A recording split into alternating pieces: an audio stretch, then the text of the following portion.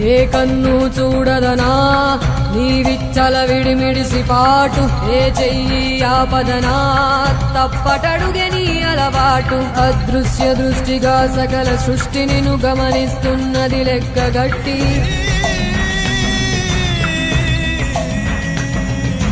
ఎంత బతుకు నీదెంత బతుకువో గుప్పెడు మెతుకుల కడుపు కొరకు ఎన్నాటలు వేటలు అవసరమా మనుజా మనుజా.